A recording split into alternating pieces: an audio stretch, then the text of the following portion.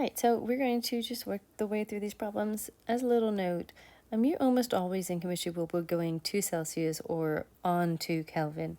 It's just that someone's being tricky if they're asking about in Fahrenheit, because it's not really a useful unit for chemistry. Also note, you may be used to the version of this equation that says 1.8 times the 9/5 minus 32.0, and that's fine too if you're used to that version of it. All right, so now we're just going to do our number. I'm going to do inside the parentheses first, so 75.0 minus 32.0, and if you're trying to see the sig figs, it lines up like that. So it's still going to be going over to the tenths. So 75 minus 32, and that gives us 43.0. And notice it has 1, 2, 3 sig figs. And then we're going to multiply that times our 9/5. So our temperature in Celsius is going to be, so that whole number times 9/5, 77.4 degrees Celsius. All right, then for the next equation, what you want to do is take your 25.0 and add it to 273.15. And so in this case, you get 298.15. This is a very common type of number because 25 is room temperature.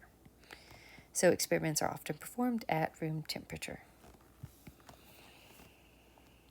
Then here, convert 985 millimeters of mercury into ATMs.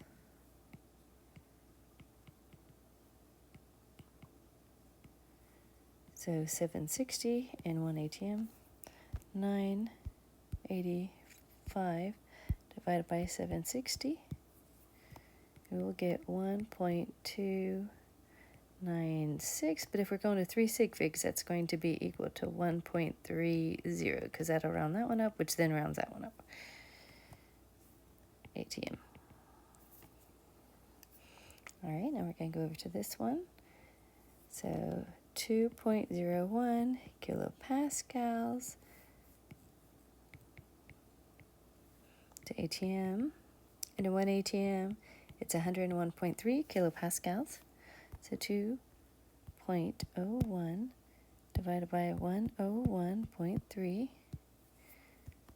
And so that's going to be 0.01. I've got 3 sig figs, 98 ATM. And then this number was one you could do in your head. You could just do it in your head and say, oh, that's that many liters. Or you can just do 300 milliliters. And in milliliters to liters, we have 1 milliliter and 1 times 10 to the minus third liters. So that number will give us the 13000. And then here's 39.10 grams. And this is just another reminder. It's not a new thing at all. It's not supposed to be tricky. It's just another reminder. Have it in your head coming up because it's a way you can change things up. 39.95 grams of argon and 1 mole. So 39.1 divided by 39.95 gives us 0.9. It looks like everything here has 4 sig figs. 787 moles of argon.